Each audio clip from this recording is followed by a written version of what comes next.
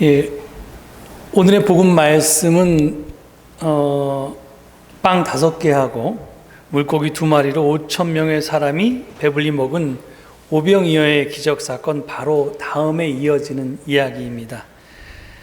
그런데 본문 첫 구절인 22절을 보면 그 오병이어의 기적 사건이 있고 난 직후에 예수님께서는 그러니까 즉시 제자들을 재촉해서 배에 태워서 건너편으로 먼저 가게 하셨다라고 이렇게 적고 있습니다. 그러고 나서 당시께서 손수 거기 모여있던 군중들을 해산시켰다고 합니다. 여러분, 이 예수님의 행동이 좀 이상하게 보이지 않습니까? 상식적으로 생각해 보면 그 전까지 예수님은 지금 제자들을 시켜서 빵 5개와 물고기 2마리를 군중들에게 나누어 주셨습니다. 또 먹고 남은 부스러기들을 12광주리에 모아드리게 한 것도 예수님이 아니라 제자들을 시켜서 그렇게 했습니다. 그러니까 군중들을 이제 집에 가게 흩트는 것도 제자들이 하면 될 일이었습니다. 그런데 그리고 이제 제자들이 그 일을 다 마친 다음에 평소처럼 제자들과 함께 배를 타고 그것을 떠났으면 아무런 문제가 없었습니다. 그런데 예수님은 그렇게 하시지 않았습니다. 마치 내어 쫓듯이 즉시 제자들을 재촉해서 먼저 배를 태워서 보냈습니다.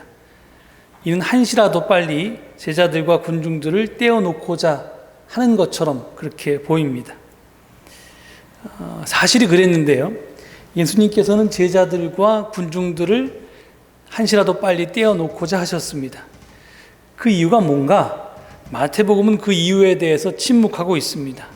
그런데 똑같은 사건을 보도하고 있는 요한복음을 보면 그 이유를 우리가 짐작할 수 있습니다. 요한복음 6장 14절 15절은 오병이어의 기적 사건 뒤에 다음과 같은 말을 덧붙이고 있습니다. 사람들은 예수께서 행하신 표징을 보고 이분은 참으로 세상에 오시기로 된 그 예언자이다 하고 말하였다. 예수께서는 사람들이 와서 억지로 자기를 모셔다가 왕으로 삼으려고 한다는 것을 아시고 혼자서 다시 산으로 물러가셨다. 그러니까, 즉 오병이어의 사건 직후에 군중들 사이에서 예수님을 왕으로 삼으려는 움직임이 있었다는 것입니다. 빵 5개와 물고기 2마리로 5,000명, 아니 여자와 어린이를 포함하면 아마 10,000명쯤 되는 사람이 있었을 텐데요.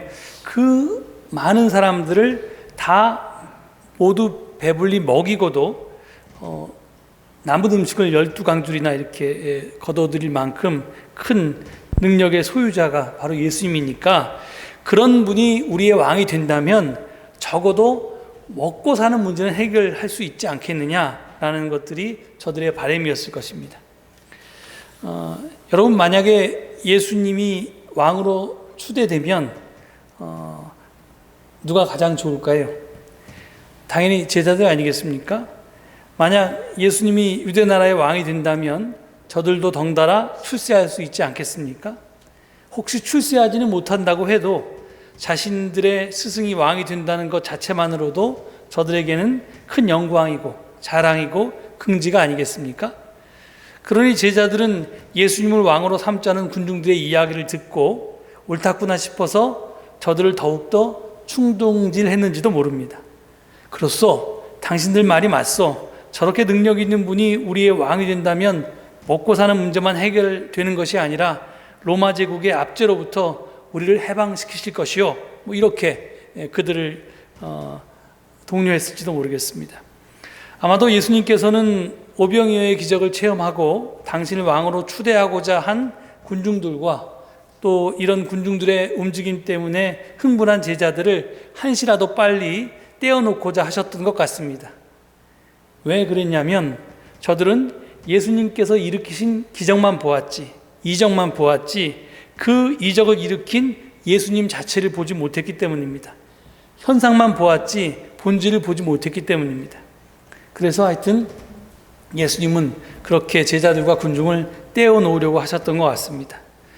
아무튼 이 오병이어의 기적을 통해서 가슴 벅찬 기쁨과 행복을 맛보았던 제자들, 이제 예수님의 명령을 따라서 갈릴리 호수로 배를 띄웁니다. 예수님께서 축사하신 빵과 물고기를 군중들에게 나누어 주며 놀라운 기적을 체험했던 그들, 먹고 남은 조각들을 12광주리에 거두어 드리면서 야, 이분이야말로 우리가 기다리던 메시아구나 라고 우쭐거리던 그들, 예수님의 인기가 절정에 올라서 왕으로 추대하자는 그런 여론을 확인하며 가슴이 뿌듯했던 그들, 아마도 그들은 이제 자신들의 인생은 활짝 꽃피는 봄날만 펼쳐질 거라고 기대했을지도 모르겠습니다. 그런데 갈릴리 호수 한가운데로 배를 저어가면서 상황이 바뀌었습니다. 저들은 예상치 못한 돌풍을 만났던 것입니다. 잘 아시다시피 예수님의 제자들 가운데 3분의 1은 어부 출신이었습니다. 더구나 그들은 갈릴리 호수에서 물고기를 잡으며 먹고 살던 사람들이었습니다. 물길도 환화할 것이고 호수의 계절적인 특성, 기후적 특징 등 배를 타는 데 필요한 모든 지식을 다 알고 있었을 것입니다. 그런데도 저들은 역풍에 시달려서 헤어나지 못했고 밤새도록 사투를 벌였습니다. 좋게 1시간이면 건너갈 수 있는 호수를 새벽이 되기까지 건너가지 못하고 있었습니다. 아마도 저들은 자신들을 괴롭히고 있는 풍랑의 힘 앞에서 스스로가 얼마나 미약한 존재인지를 깊이 깨달았을 것입니다. 그런데 제자들이 두려움과 절망 속에 사로잡혀 있기보다는 그들 발밑에 무엇이 있는지를 의식했다면 얼마나 좋았겠습니까? 그들 발밑에는 광주리가 하나씩 놓여 있었습니다. 그 광주리들은 빵 5개와 물고기 2마리를 갖고서 남자만 해도 5,000명을 먹일 수 있었던 구원자 예수 그리스도의 능력을 가리키고 있었습니다. 능력의 주님께서 제자들에게 배를 타고 호수 건너편으로 가라고 했을 때 제자들이 그 명령을 따랐는데요, 제자들을 죽음의 사지에 내본 것이 아니었기 때문에 예수님을 믿었다면, 죽게 내버려 두실 분이 아니라는 걸 확신했다면 그 광주리를 보고 아마 그들은 두려움에 떨지 않았을 것입니다. 오늘 복음 말씀에서 풍랑은 실제로 일어난 일일 수도 있습니다. 하지만 상징적인 의미도 함께 갖고 있습니다. 그것은 우리들의 인생이라는 배에 주님께서 함께 하시지 않을 때 만나게 되는 역풍들, 시련과 환난을 가리킵니다. 그러나 오늘 복음 말씀이 참으로 우리에게 복음, 즉 기쁜 소식인 것은 우리가 그런 인생의 역경에 처했을 때 주님께서 나타나셔서 구원의 손길을 펴신다는 사실입니다. 제자들이 공경에 빠져 있을 때 예수께서 그들에게 다가오셨습니다. 마찬가지로 우리에게 바람이 거세게 불어닥칠 때, 우리 삶의 여정이 험난한 길을 따라 걷고 있을 때 주님께서 우리에게 언제나 한결같이 다가오십니다. 그리고 제자들에게 그러셨던 것처럼 우리에게도 당신의 손을 내미십니다. 인생은 순풍에 돛단 듯 흘러가질 않습니다. 순탄치 못할 때가 더 많습니다. 그러나 우리는 결코 혼자가 아닙니다. 주님께서 우리와 함께 하십니다. 또한 우리를 위해 기도하고 계십니다. 우리가 유혹에 빠지려고 할 때, 우리가 슬픔에 잠겨 있을 때 주님은 우리와 함께 하십니다. 다만 우리에게 필요한 것은 주님을 알아보는 눈과 열린 마음입니다. 우리가 늘 주님이 우리 삶에서 함께 계시면서 진정 우리가 필요할 때 마치 물 위를 걸어서 제자들에게 다가오시듯이 우리에게도 놀라움으로 다가오신다는 것을 기억할 수 있다면, 그것을 잊지 않는다면 우리는 모든 두려움을 떨쳐 이겨낼 수 있을 것입니다. 이렇듯 오늘 복음 말씀이 우리에게 주는 메시지는 간단합니다. 예수님 없이는 우리가 아무것도 할 수 없지만 예수님과 함께라면 모든 것이 가능하다. 크로산이 이렇게 요약했는데요. Without Jesus nothing, with Jesus everything. 그렇습니다. 이 with와 without 이라는 이 out이라는 단어 하나가 더 붙느냐 안 붙느냐 이 작은 차이가 everything과 nothing의 큰 차이를 결과했습니다. 예수님이 함께 계셨기에 빵 5개와 물고기 2마리로 5,000명이 배부르게 먹을 수 있었습니다. 예수님이 함께 계셨기에 거센 풍랑 속에서도 안전할 수 있었습니다. 예수님이 함께 계시면 불가능이 가능으로 바뀝니다. 예수님이 함께 계시면 죽음이 생명으로 변합니다. 이렇듯 예수님이 함께 계시는 것과 함께 계시지 않는 것은 하늘과 땅 차이만큼 큰 차이가 납니다. 우리네 인생도 그렇고 우리네 교회도 마찬가지입니다. 그런데 너무나도 당연한 이 진리에 대해서 조금만 깊이 생각해 보면 이상한 것이 있습니다. Without Jesus nothing, with Jesus everything 이라고 하는 진리는 마치 이 세상 가운데 예수님이 계시지 않는 곳도 있다는 것을 전제하는 말입니다. 예수님이 누구십니까? 마태복음, 우리가 지금 마태복음을 읽었는데요. 마태복음은 예수님의 탄생을 임마누엘이라고 이렇게 요약합니다. 하나님께서 우리와 함께 계신다라는 뜻입니다. 또한 마태복음은 마지막 끝나면서 28장 20절에 보아라, 내가 세상 끝날까지 항상 너희와 함께 있을 것이다 이렇게 말씀하셨습니다. 이 약속으로 예수님은 이제 마태복음은 이 예수님의 약속으로 끝나는데요. 적어도 마태복음의 예수님께서는 처음부터 끝까지 임마누엘입니다. 여기 보면 세상 끝날까지 항상 너희와 함께 있겠다. 이게 예수님의 약속이기 때문입니다.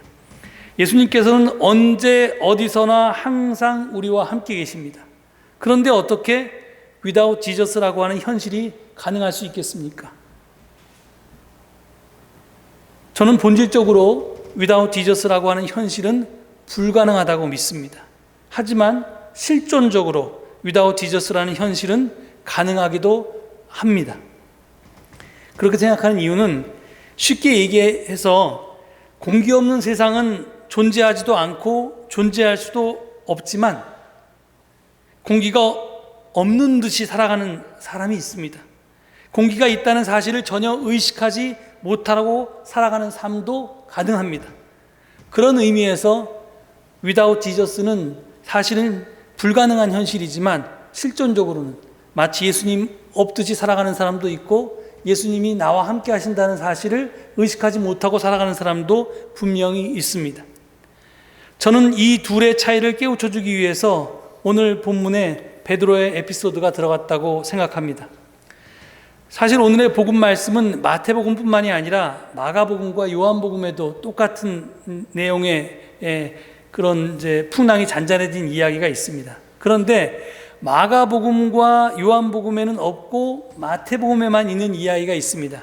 그것은 바로 베드로의 에피소드입니다. 베드로는 물 위를 걸어오시는 예수님을 보고 겁도 없이 주님이시라면 나더러 물 위를 걸어서 주님께로 오라고 명령하십시오 라고 말했습니다. 예수님께서는 그렇게 하라고 말씀하시자 베드로는 용감하게 물로 뛰어들었습니다. 그는 물 위를 몇 발자국 걸어갔습니다만 거센 바람을 보고 그만 겁에 질렸고 두려운 마음이 들었습니다. 두려운 마음이 들자 몇 발짝이나마 물 위를 잘 걷던 베드로는 물속으로 빠져들기 시작했습니다. 그는 다급하게 주님 살려주십시오 라고 외칩니다. 그러자 예수님께서는 곧 손을 내밀어서 그를 잡아주시면서 왜 의심하였느냐, 그렇게도 믿음이 약하냐 하고 꾸짖으십니다. 저는 이 에피소드의 의미를 나름대로 이렇게 해석해 봅니다. 여러분, 하나님을 물이라고 생각해 보십시오. 물이신 하나님은 예수님께서 당신 위를 걸을 수 있도록 그분을 떠받치셨습니다. 마치 이 물이 물컹물컹한 게 아니라 딱딱해서 마치 이 땅이나 아스팔트 위를 걷듯이 예수님이 물을 밟고 걸을 수 있도록 하나님께서 그렇게 떠받쳐 주셨다는 겁니다. 그런데 그런 예수님을 보고 베드로도 용기를 낼 수 있었습니다. 그래서 예수님께 청했고 예수님이 그러라고 하니까 그도 뛰어들었습니다. 처음에 그는 몇 걸음을 걸었습니다. 하지만 그는 곧 두려움에 빠졌습니다.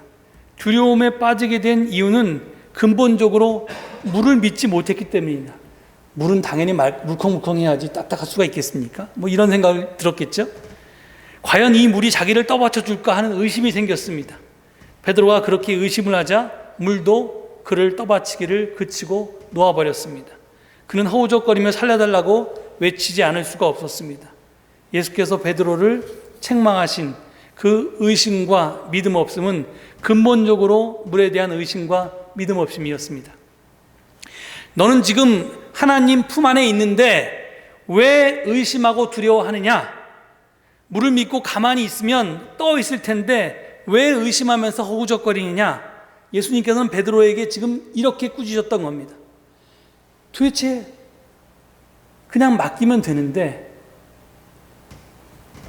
without Jesus라고 하는 현실이 없는데 언제나 예수님이 너와 함께 하는데 왜 그것을 두려워하고 그것을 인정하지 않느냐라고 하는 꾸짖음입니다. 앞서 말했듯이 본질적으로 without Jesus라는 현실은 불가능합니다. 하지만 실존적으로 without Jesus라는 현실은 얼마든지 가능하다고 했습니다.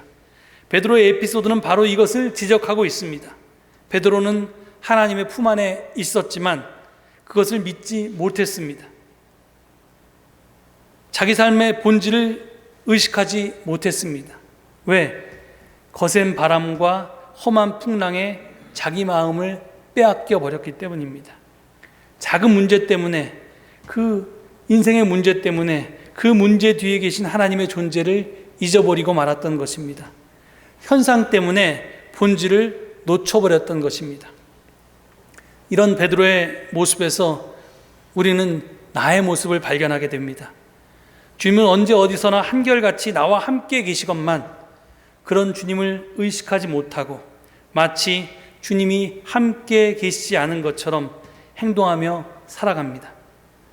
그렇게 인생을 살면서 작은 문제 때문에 고민하고 작은 걸림돌에도 쓰러져서 걸려 넘어집니다. 그런데 주님 없이 살아가는 삶은 걱정하고 근심하고 두려워하는 모습으로만 나타나는 것은 아닙니다. 반대로 두려움 없이 겁 없이 살아가는 모습으로 나타나기도 합니다. 우리는 주변에서 이런 사람들도 자주 목격합니다. 비그리스도인은 물론이고 그리스도인들 가운데도 그런 사람들이 많이 있습니다.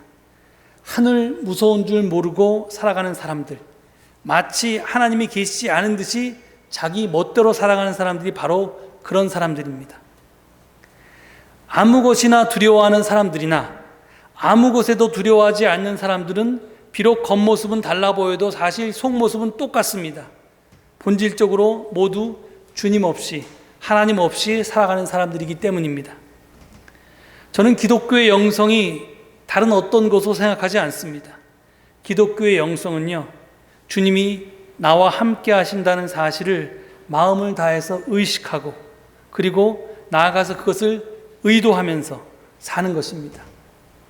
주님이 나와 함께 하신다는 사실을 마음속 깊이 의식할 때 우리는 작은 문제 때문에 두려워하지 않게 됩니다. 또 주님이 나와 함께 하신다는 사실을 뼛속 깊이 의식할 때 우리는 하나님 앞에서 내 교만을 두려워하게 됩니다. 나아가 주님이 나와 함께 하신다는 사실을 진정으로 의식할 때 우리는 주님과의 관계를 더욱 깊게 하기 위해서 의도적으로 노력하게 됩니다. 종교생활이나 영성생활이 바로 그런 것입니다. 그리고 주님과의 관계가 점점 깊어지면 우리는 주님 안에서 변화받게 되어 있습니다. 주님과 인격적으로 만나면서 변화하지 않을 수는 없습니다. 그런데 문제는 많은 사람들이 주님이 우리와 함께 하신다는 사실을 의식하지 못한다는 것입니다. 이유는 많이 있겠지만 그중 하나가 우리가 너무 바쁘기 때문입니다. 분주하기 때문입니다. 내 삶의 문제에 집중하기에 바빠서 하나님께 집중할 수가 없어서 그렇습니다. 그래서 주님이 나와 함께 계시지만 마치 계시지 않는 것처럼 살아갑니다. 마치 맑은 공기가 온종일 우리가 사용할 수 있도록 우리와 함께 있지만 많은 사람이 그것을 의식하지 못한 채 살아가는 것과 비슷합니다. 우리의 마음이 거기 있지 않으면 있어도 없는 것과 마찬가지입니다. 오늘 우리가 시편 46편을 교독했습니다. 사실은 오늘 이 시편이 우리에게 주어지지 않았는데 제가 일부러 이것을 골랐습니다. 이 시편 46편 10절에 보면 너희는 가만히 있어 내가 하나님 됨을 알지어다 라고 이렇게 이야기합니다. 여기 중간에 보면 우리 사회자가 읽었던 부분에서 이르시기를 너희는 가만히 있어 내가 하나님 됨을 알지어다 이렇게 번역하고 있습니다. 여기서 가만히 있다라는 말이 영어로 be still이라는 말인데요. 이게 무슨 말이냐면 그저 아무 생각 안 하고 멍청하게 요즘 젊은 사람들이 하는 것처럼 정말 멍 때리면서 넋 놓고 그냥 있으라는 말이 아닙니다. 그게 아니라 이 말은 마음의 평온함을 유지하면서 네 정신을 한 곳에 집중하라는 겁니다. 분주 없이 살지 말고 잠깐 멈추고 서서 생각하고 보라는 겁니다. 우리가 요즘도 그 코로나 시대에 멈추면 보인다고 하지 않습니까? 천천히 가면 보인다고도 하고요. 하여간 멈추면 멈추고 보라는 겁니다. 뭘 보냐? 하나님을 보라는 겁니다. 평온을 유지하면서 네 마음을 한 곳에 집중시켜서 하나님께서 온 우주의 하나님 되심을 체험해 보라는 겁니다. 생각해 보고 체험해 보라는 겁니다. 이것이 오늘 이 마태복음이 우리에게 주는 중요한 메시지 중에 하나입니다. 제가 오늘 이 본문을 고른 이유 중에 하나는 박성수 권사님 때문이기도 합니다. 여러분 잘 아시는 것처럼 권사님께서 원치 않는 병을 얻어서 점점 몸이 아파가고 이제 지금 굉장히 힘들어서 지난주서부터는 교회에 못 나오고 계십니다. 제가 이 권사님에 대해서 좀 특별하게 생각하는 이유는 저는 사실은 우리가 맨날 잊고 있는 게 있는데 사람은 태어나면 누구나 죽게 되어 있습니다. 여기서 예외일 수 있는 사람은 그 누구도 없습니다.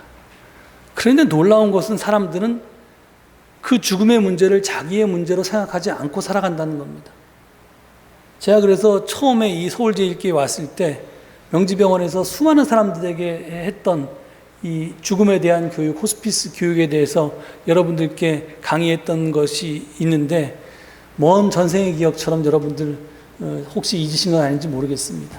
그래서 실질적으로 정말 내가 오는 데는 순서가 있지만 가는 데는 순서가 없기에 내가 태어났기에 나는 반드시 죽고 그 죽음의 문제는 나의 실존적인 문제이기에 내가 늘 이것을 의식하면서 살아야겠다라고 하는 사람이 정말 잘 살 수 있습니다. 웰빙을 하려면 사실은 다행에 대해서, 죽음에 대해서 늘 우리가 의식하면서 살아야 합니다. 그것이 마지막 날까지 우리를 잘 사는 방법인데요. 근데 건강할 때는 이런 말씀을 여러분들께 드리는 것이 하나도 어렵지 않은데 사실은 건강하지 않을 때, 그래서 정말 그분에게 앞에 죽음이 가까이 왔을 때 이런 말씀을 드리기는 굉장히 어렵습니다. 그런데 박 권사님은 늘 저한테 저는 언제나 준비하고 있습니다. 이렇게 오히려 저를 제가 뭐라고 위로해야 될지 몰라서 안타까워할 때 저에게 그렇게 힘을 주셨던 그런 분입니다. 그런데 권사님도 이제 죽음이 가까우니까 좀 겁이 나시는 모양이에요. 당연히 그렇지 않겠어요? 다행히 제가 옛날에 사두어서 읽었던 책 중에 그 브루도프 공동체를 만들었던 그 창립자의 손자 장로님이 쓴 책이 하나 있었습니다. 그 책의 제목이 가보지 않은 길입니다. 죽음은 누구도 가보지 않은 길을 걷는 겁니다. 그렇지만 그 책에서 처음부터 여러 경우를 이야기하면서 그 장로님이 죽음에 대한 이야기를 하고 있는데요. 그분이 이야기하는 결론은 아주 간단합니다. 우리가 살아있을 때 하나님께서 우리와 동행하셨다는 것을 경험한 사람은 내가 전혀 경험하지 않은 새로운 가보지 않은 죽음의 길을 갈 때도 하나님께서 함께 하심을 확신할 수 있다. 그러면 모든 것을 담대하게 받아들이고 이겨낼 수 있다 하는 그런 내용입니다. 그래서 그 책을 지난주 수요일에 가서 선물하고 왔는데요. 여러분도 이 문제 앞에서 한번 좀 생각해 보시라고 이 본문을 골랐습니다. 우리는 사실은 누구도 인생을 두 번 사는 사람이 없습니다. 지금 내가 살고 있는 인생은 물론 나이가 많이 들어서 연륜이 생기면 내가 이제껏 살았던 경험을 다시 한번 경험할 수는 있습니다. 그렇지만 누구나 매일매일은 새로운 도전이고 새로운 시련이고 어쩌면 환난이고 어려움일 수도 있습니다. 특별히 우리가 나이 들어서 병들고 또 죽음이 가까울 때 그것은 정말 가보지 않은 길을 걷게 됩니다. 하지만 그 길 위에도 주님께서 우리와 함께 하신다는 것을 우리가 의식한다면 우리는 모든 두려움을 이겨낼 수 있을 것입니다. 기독교 신앙이란 평소 때 그것을 훈련해서 내가 하나님과 함께 살고 있다는 것을 의식하면서 살고 그것을 의도적으로 그 관계를 더욱 깊이 해가면서 하나님과의 친밀함과 친교를 내 것이 되게 하는 것이 진정한 구원의 길입니다. 여러분, 오늘 이 말씀처럼 이런 참 영성의 사람이 돼서 언제 어디서나 하나님과 동행할 수 있는 우리 모두가 될 수 있기를 간절히 축원드립니다.